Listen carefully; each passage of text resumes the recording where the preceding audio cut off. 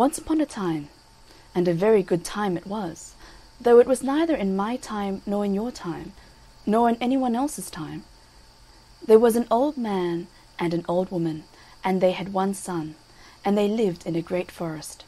And their son never saw any other people in his life, but he knew that there was some more in the world besides his own father and mother, because he had lots of books, and he used to read every day about them.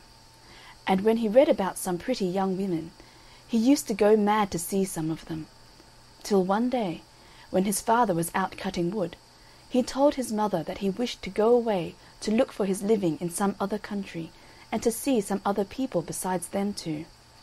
And he said, "I see nothing at all here but great trees around me, and if I stay here, maybe I shall go mad before I see anything."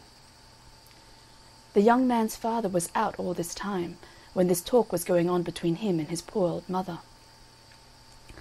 The old woman begins by saying to her son before leaving, "Well, well, my poor boy, if you want to go, it's better for you to go, and God be with you." The old woman thought for the best when she said that. "But stop a bit before you go. Which would you like best for me to make you, a little cake and bless you, or a big cake and curse you?" "Dear, dear," said he, "make me a big cake. Maybe I shall be hungry on the road." The old woman made the big cake, and she went on top of the house, and she cursed him as far as she could see him. He presently meets with his father, and the old man says to him, "Where are you going, my poor boy?" When the son told the father the same tale as he told his mother. "Well," says his father, "I'm sorry to see you going away, but if you've made your mind to go, it's better for you to go." The poor lad had not gone far, when his father called him back.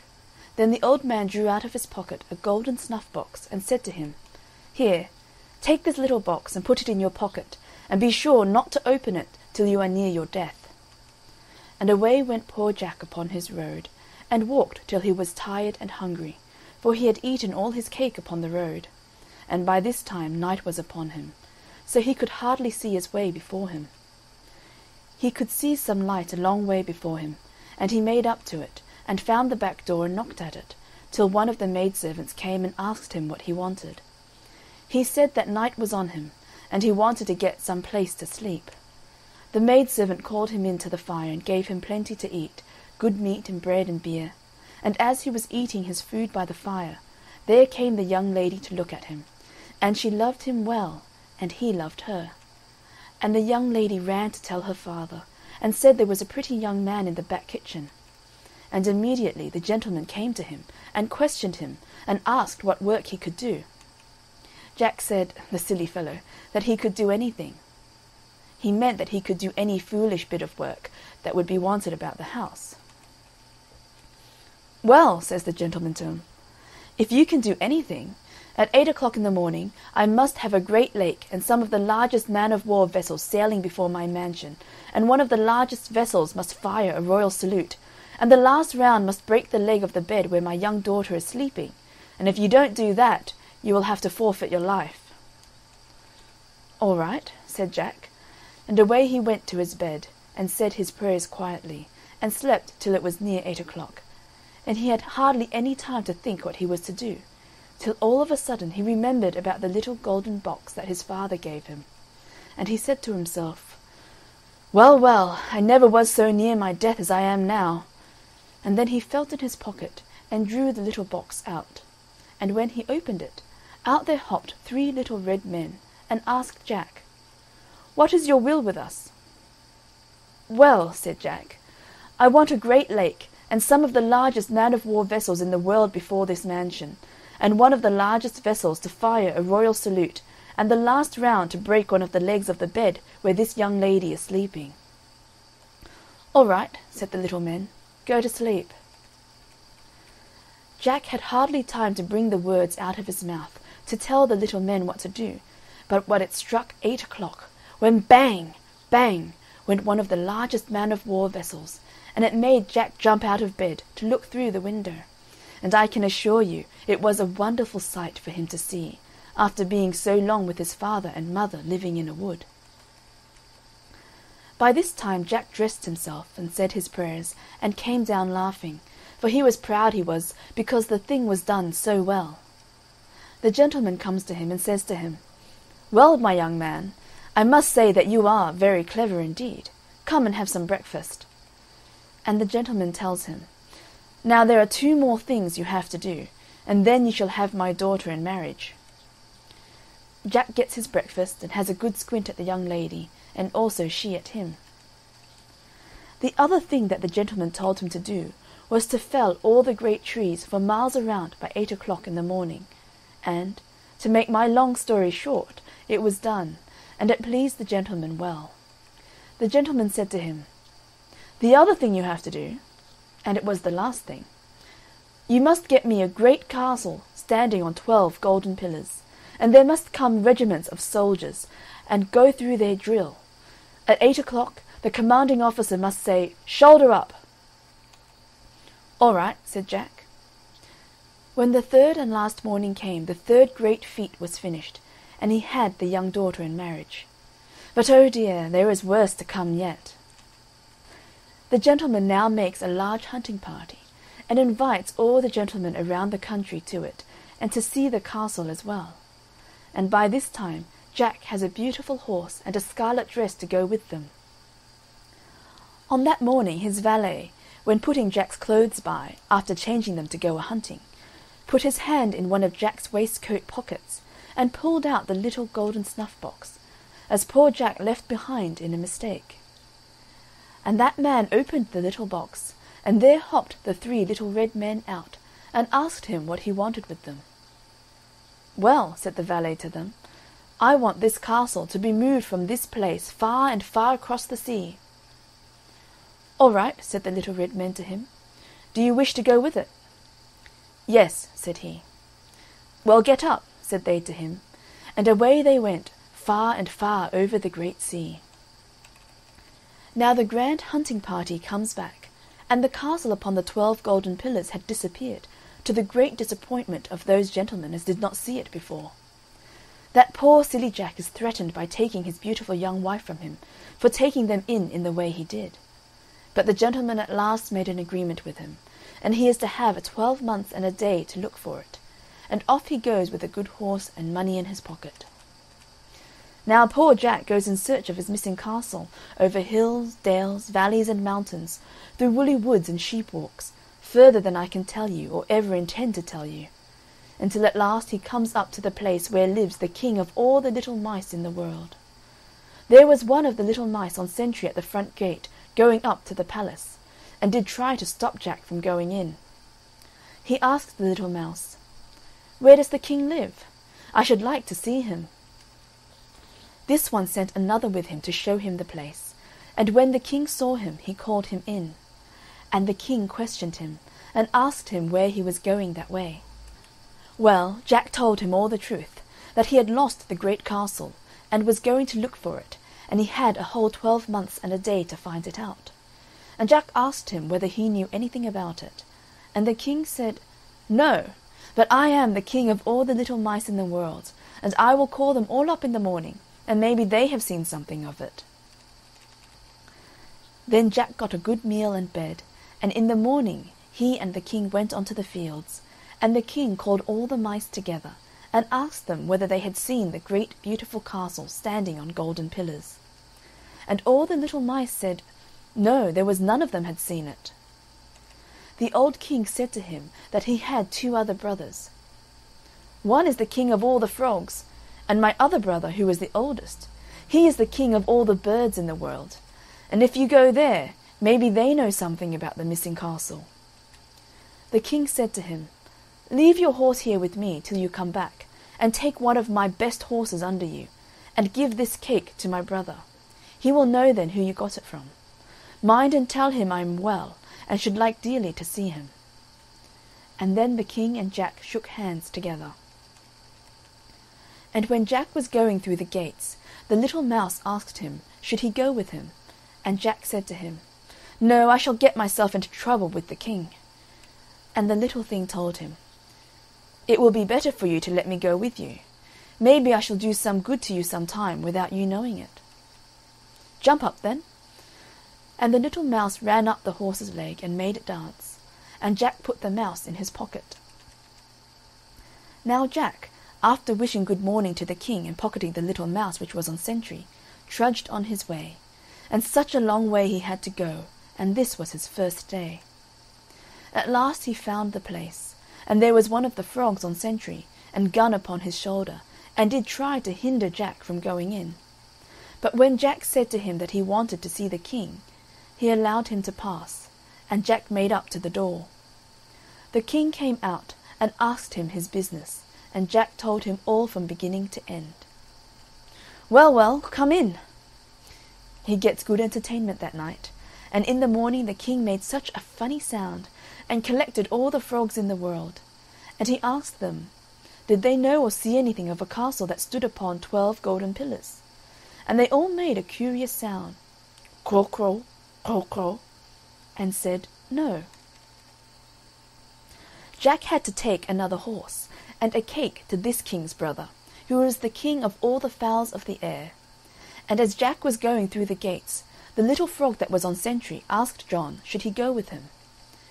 Jack refused him for a bit, but at last he told him to jump up, and Jack put him in his other waistcoat pocket, and away he went again on his great long journey. It was 3 times as long this time as it was the first day. However, he found the place, and there was a fine bird on sentry, and Jack passed him, and he never said a word to him, and he talked with the king and told him everything, all about the castle. "Well," said the king to him, "you shall know in the morning from my birds whether they know anything or not." Jack put up his horse in the stable, and then went to bed, after having something to eat. And when he got up in the morning, the king and he went on to some field, and there the king made some funny noise, and there came all the fowls that were in all the world. And the king asked them, did they see the fine castle? And all the birds answered, no. "Well," said the king, "where is the great bird?" They had to wait then for a long time for the eagle to make his appearance, when at last he came all in a perspiration, after sending 2 little birds high up in the sky to whistle on him to make all the haste he possibly could. The king asked the great bird, did he see the great castle? And the bird said, "Yes, I came from there where it now is." "Well," says the king to him, "this young gentleman has lost it, and you must go with him back to it. But stop till you get a bit of something to eat first." They killed a thief, and sent the best part of it to feed the eagle on his journey over the seas, and had to carry Jack on his back. Now when they came in sight of the castle, they did not know what to do to get the little golden box.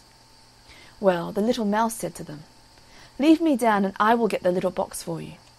So the mouse stole into the castle, and got hold of the box, and when he was coming down the stairs it fell down, and he was very near being caught. He came running out with it, laughing his best. "Have you got it?" Jack said to him. He said, "Yes," and off they went back again, and left the castle behind. As they were all of them, Jack, Mouse, Frog, and Eagle, passing over the great sea, they fell to quarrelling about which it was that got the little box, till down it slipped into the water. It was by them looking at it and handing it from one hand to the other that they dropped the little box to the bottom of the sea. "Well, well," said the frog, "I knew that I would have to do something, so you had better let me go down in the water." And they let him go, and he was down for 3 days and 3 nights, and up he comes and shows his nose and little mouth out of the water, and all of them asked him, did he get it? And he told them, no. "Well, what are you doing there, then?" "Nothing at all," he said, "only I want my full breath." And the poor little frog went down the second time, and he was down for a day and a night, and up he brings it. And away they did go after being there 4 days and nights, and after a long tug over seas and mountains, arrive at the palace of the old king, who is the master of all the birds in the world, and the king is very proud to see them, and has a hearty welcome and a long conversation. Jack opens the little box, and told the little men to go back and to bring the castle here to them, and all of you make as much haste back again as you possibly can. The 3 little men went off, and when they came near the castle, They were afraid to go to it till the gentleman and lady and all the servants were gone out to some dance. And there was no one left behind there, only the cook and another maid with her. And the little red men asked them which would they rather, go or stop behind? And they both said, I will go with you. And the little men told them to run upstairs quick. They were no sooner up and in one of the drawing rooms than here comes, just in sight, the gentleman and lady and all the servants. But it was too late. Off the castle went at full speed, with the women laughing at them through the window, while they made motions for them to stop, but all to no purpose. They were 9 days on their journey, in which they did try to keep the Sunday holy, when one of the little men turned to be the priest, the other the clerk, and third presided at the organ, and the women were the singers, for they had a grand chapel in the castle already. Very remarkable, there was a discord made in the music, and one of the little men ran up one of the organ pipes to see where the bad sound came from, when he found out it only happened to be that the 2 women were laughing at the little red man stretching his little legs full length on the bass pipes, also his 2 arms the same time, with his little red nightcap, which he never forgot to wear, and what they never witnessed before, could not help calling forth some good merriment while on the face of the deep. And poor thing, through them not going on with what they begun with, they very near came to danger, as the castle was once very near sinking in the middle of the sea. At length, after a merry journey, they come again to Jack and the king. The king was quite struck with the sight of the castle, and going up the golden stairs, went to see the inside. The king was very much pleased with the castle, but poor Jack's time of a 12 months and a day was drawing to a close, and he, wishing to go home to his young wife, gives orders to the 3 little men to get ready by the next morning at 8 o'clock to be off to the next brother, and to stop there for 1 night, also to proceed from there to the last or the youngest brother, the master of all the mice in the world, in such place where the castle shall be left unto his care until it's sent for. Jack takes a farewell of the king, and thanks him very much for his hospitality. Away went Jack in his castle again, and stopped 1 night in that place, and away they went again to the 3rd place, and there left the castle under his care. As Jack had to leave the castle behind, he had to take to his own horse, which he had left there when he first started. Now poor Jack leaves his castle behind, and faces towards home, and after having so much merriment with the 3 brothers every night, Jack became sleepy on horseback, and would have lost the road if it was not for the little men a-guiding him. At last he arrived weary and tired, and they did not seem to receive him with any kindness whatever, because he had not found the stolen castle. And to make it worse, he was disappointed in not seeing his young and beautiful wife to come and meet him, through being hindered by her parents. But that did not stop long. Jack put full power on, and dispatched the little men off to bring the castle from there, and they soon got there. Jack shook hands with the king, and returned many thanks for his kingly kindness in minding the castle for him. And then Jack instructed the little men to spur up and put speed on. And off they went, and were not long before they reached their journey's end, when out comes the young wife to meet him with a fine lump of a young son, and they all lived happily ever afterwards.